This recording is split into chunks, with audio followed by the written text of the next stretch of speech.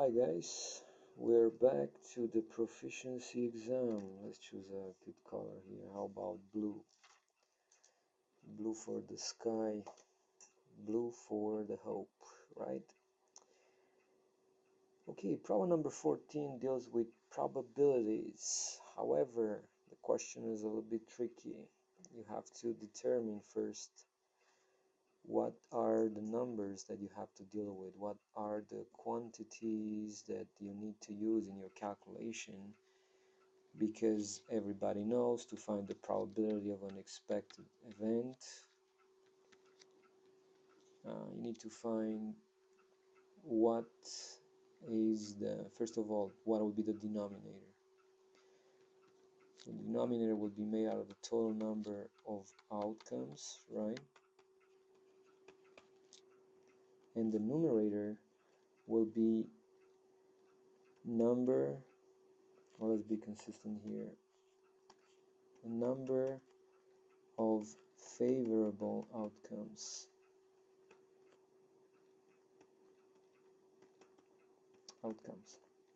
Anyway, the definition could be written in many ways. The point is this one: you need to look for what or how, in how many ways the expected event appears, out of how many possibilities you have for the outcomes, right? So number of favorable outcomes divided by the total number of possible outcomes for that outcome, that event that you're looking for. Okay, there are 200 students in a high school senior class. Of the students in the senior class, 70 are taking physics, okay, and 120 are taking chemistry. Of the students in those two groups, the group of 70 and the group of 120, 50 are taking both physics and chemistry. And the question is, what is the probability that a randomly selected senior is taking neither physics nor chemistry, right? So be careful, neither physics nor chemistry. And you can approach this problem in many ways. Probably an easy way would be to use Venn diagrams, Euler diagrams, which are nothing else but some round shapes here that will represent a data set, a number of elements, right? And supposedly this blue one is the number of seniors, right?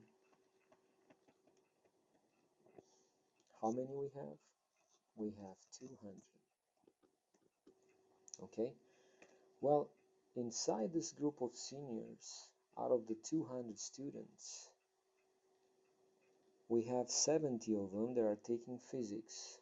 Let's make that 70 this way, right? And I'm gonna say pH. Let's use pH for this. This is the set of the students that are taking physics. How many of them? 70, right? What else do we have? We have 100 students that are taking chemistry. Let's use red, okay? But before you represent 120 students that are taking chemistry, you have to keep in mind the following thing, that 50 of those students are taking both physics and chemistry, which means we have 50 students that will be between the ones that are taking physics and chemistry. So basically, if this will be, if the red diagram here will be the chemistry, and we're talking about 100 students, right? All of them. Here in the middle, where we have the intersection of the two sets, we know for sure that we have how many students? We have 50 of them. They are taking physics plus chemistry, 50 students. Now, what if I will ask you how many students are taking only physics? From all the seniors that are taking physics that are given to you here, how many would you say? How can you find that? Think about it. I know 50 of them are taking both. Well, out of 70, how many we have left? 20. 20 are taking only physics, right? Well, on the other side, out of the 120 chemistry students, if the question will ask you to deal and to talk about how many of them are taking only chemistry, how many do you have? Well, 50 are taking both. Out of 120, I will have 70 that will take only chemistry, right? Good. But the question is asking me to find how many of them are taking neither physics nor chemistry. And if that's the question, those students will be located here outside, right? No physics, no chemistry. How many of them I have here? How can I find that? Well, I know that the total number of my senior students is 200. And I know these two sets inside are taking physics, chemistry, or both. All I have to do is to subtract from 200 all the students that are here inside, right? How many of them I have? Be careful. Well, because I got two sets and I have to add all their elements. When you add them, the elements will be what? You know, I'm talking to physics plus chemistry. Well, physics, there were 70 given to me. Chemistry, there were 120 given to me, right? I mean, given the data in the problem here as a fact. However, don't forget about that the intersection here will repeat in both. So you have to take that intersection, you have to subtract the intersection out of that. Because in that way, it will give you all the numbers without having those green ones, if you want to call them that way, repeating, right? And how many of my students are taking physics, chemistry, or both? Well, 70 plus 120 is 190, minus 50 will be 140.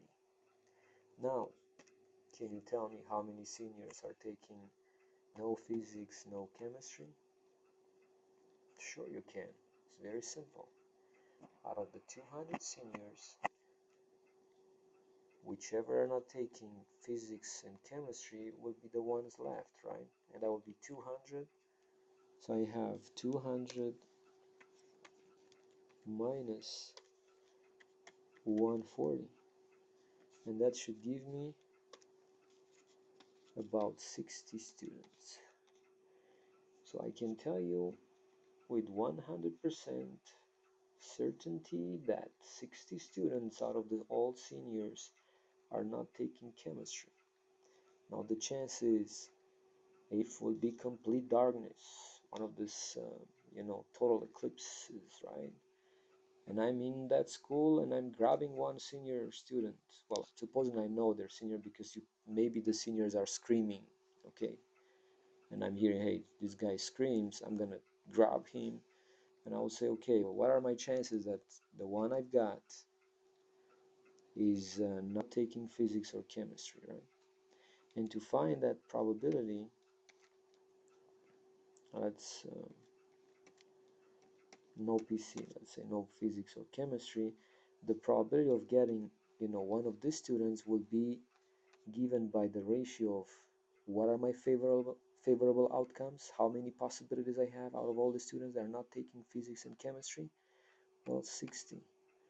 Out of how many seniors? 200. Boom, boom. You can cross off 1 0, basically divide by 10, top and bottom, right? Then I have 6 over 20. You can divide both by 2, and will be 3 over 10, which gives you 0.3, and you go back to your answer and you will say, hey, I'll choose C. Not because my teacher told me that, but because I solved the problem and I figured it out. That's why I'm getting this answer as the right one. And I'm good. Yes. Let's not forget about the nose. Put some hair. HSPE. Fun, right? Fan. Okay guys, thank you very much. This took us a while, but the problem is going to be simple next time, this type of problems, because I gave you, I gave you the tools. You can fix it next time without my help. All right? Good luck.